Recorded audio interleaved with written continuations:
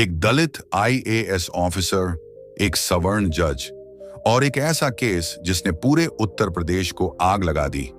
ये कहानी है 28 नवंबर 2025 की, जब लखनऊ की सिविल कोर्ट में इतिहास रच दिया गया। जय भीम दोस्तों, आज हम आपको वो पूरा वाकया सुनाने जा रहे हैं जो अभी तक किसी न्यूज चैनल ने पूरा नहीं दिखाया। डॉम विक्रांत गौतम 2014 बैच के आईएएस, अभी लखनऊ के डीएम, 36 साल की उम्र में डीएम बनने वाले उत्तर प्रदेश के सबसे युवा दलित आईएएस। और दूसरी तरफ थे justice Raghavendra Narayan Mishra, high court से रिटायर्ड, अब लखनऊ डिस्ट्रिक्ट कोर्ट में एडिशनल सेशन जज। क्या हुआ था, चलो शुरू से बताते हैं। 26 नवंबर 2025 की रात डॉ विक्रांत गौतम अपने सरकारी बंगले पर थे। रात 11:30 पर उनके घर पर एक फोन आया। सर, आपकी मां को गांव में कुछ मनुवादी गुंडों ने पीट दिया है, वो अस्पताल में हैं। विक्रांत की मां कमला देवी लखनऊ से 80 किलोमीटर दूर बस्ती जिले के एक गांव में रहती हैं। गांव में नाली का काम चल रहा था। कमला देवी ने ठेकेदार से पूछा था, हमारे मोहल्ले में भी नाली क्यों नहीं बन रही? बस इतना कहने पर ठेकेदार और उसके साथी भड़क गए। गाली गलौज, फिर मारपीट। कमला देवी के सिर पर 12 टांके आए। विक्रांत रातों रात बस्ती पहुंचे। अस्पताल में मां को देखकर उनकी आंखों से आंसू नहीं, आग निकल रही थी। सुबह 10 बजे वो खुद थाने पहुंचे एफआईआर लिखवाने, लेकिन थाना प्रभारी ने साफ मना कर दिया। बोला, सर, ठेकेदार ऊपर तक सेटिंग वाला है, आप डीएम साहब हैं, आप ही कोई एक्शन ले लीजिएगा। विक्रांत ने कहा, मैं यहां डीएम नहीं, एक बेटा बनकर आया हूं, एफआईआर लिखो। फिर भी नहीं लिखी गई। अब विक्रांत ने जो कदम उठाया उसने पूरे सिस्टम को हिला दिया। उन्होंने सीआरपीसी की धारा 156(3) के तहत सीधे कोर्ट में अर्जी लगाई। केस आया जस्टिस राघवेंद्र नारायण मिश्रा की कोर्ट में। 28 नवंबर सुबह 11 बजे, court room number 7, Lucknow. Doctor Vikrant Gautam खुद कोर्ट में मौजूद थे। सफेद शर्ट, काला कोट, हाथ में संविधान की कॉपी। उन्होंने जज साहब को आवेदन दिया, माननीय महोदय, मेरी मां के साथ मारपीट और SC/ST एक्ट के तहत अपराध हुआ है। थाना एफआईआर नहीं लिख रहा, कृपया एफआईआर दर्ज करने का आदेश दें। जज साहब ने फाइल देखी, फिर सिर उठाया और जो बोले वो पूरा कोर्ट रूम सुनकर सन्न रह गया।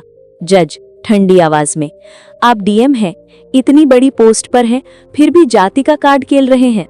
ये SC/ST एक्ट का इतना दुरुपयोग हो रहा है, मैं एफआईआर दर्ज करने का आदेश नहीं दे सकता। आवेदन खारिज। पूरा कोर्ट रूम में सन्नाटा। विक्रांत गौतम 10 सेकंड तक जज को देखते रहे, फिर जो हुआ वो आज तक किसी कोर्ट में नहीं हुआ था। विक्रांत ने अपनी आईएएस की नेम प्लेट टेबल पर पटकी और जोर से चिल्लाए, ये कोर्ट नहीं, मनुस्मृति का अड्डा है। आप जज नहीं, जाति के ठेकेदार हैं।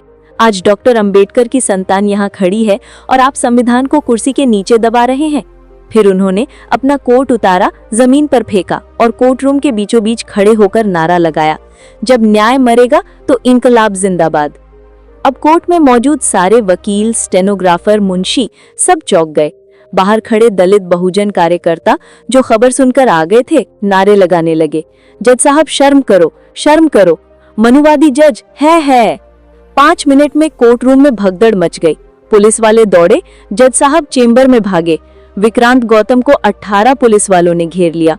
उन्होंने हाथ ऊपर किया और बोले, मुझे गिरफ्तार कर लो, लेकिन याद रखना, आज तुम जिस दलित आईएएस को गिरफ्तार कर रहे हो, कल लाखों विक्रांत सड़कों पर होंगे। उसी दिन दोपहर 2 बजे तक खबर पूरे देश में फैल गई। #दलित डीएम vs मनुवादी जज। Trend number 1। JNU, BHU, Allahabad, Hyderabad, हर यूनिवर्सिटी में candle march. Bhim army, BAMCEF, BSP कार्यकर्ता लखनऊ कूच कर गए। शाम 4 बजे हाईकोर्ट के चीफ जस्टिस को इमरजेंसी मीटिंग बुलानी पड़ी। जज राघवेंद्र नारायण मिश्रा को तुरंत सस्पेंड कर दिया गया और रात 10 बजे तक एफआईआर दर्ज हो गई। लेकिन कहानी यहीं खत्म नहीं हुई।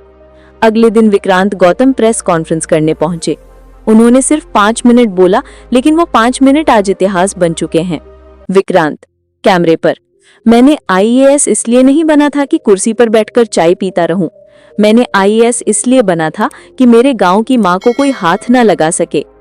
जज साहब ने जो कल किया वो सिर्फ मेरे साथ नहीं, डॉक्टर अंबेडकर के साथ अन्याय किया, संविधान के साथ बलात्कार किया। मैं इस्तीफा नहीं दूंगा, बल्कि अब हर जिले में जाऊंगा और हर दलित बहुजन को बताऊंगा, कुर्सी छोड़नी नहीं, सिस्टम को बदलना है। उसके बाद जो हुआ वो देखकर सरकार भी हिल गई। 3 दिसंबर को लखनऊ में 5 लाख लोग सड़क पर उतर आए। नारा एक ही था, विक्रांत गौतम जिंदाबाद, मनुवाद मुर्दाबाद। आज विक्रांत गौतम केस लड़ रहे हैं। जज के खिलाफ SC/ST एक्ट में केस चल रहा है और पूरे देश में एक ही सवाल गूंज रहा है, क्या अब दलित अफसरों को भी कोर्ट में जातिवाद का शिकार होना पड़ेगा? क्या संविधान सिर्फ किताबों में बराबरी देता है? अंत में विक्रांत गौतम का एक मैसेज आया है जो वो चाहते हैं कि हर दलित बहुजन तक पहुंचे। मेरी माँ के सिर पर 12 टांके आए, मगर मैंने मनुवाद के घमंड पर लाखों टांके लगा दिए।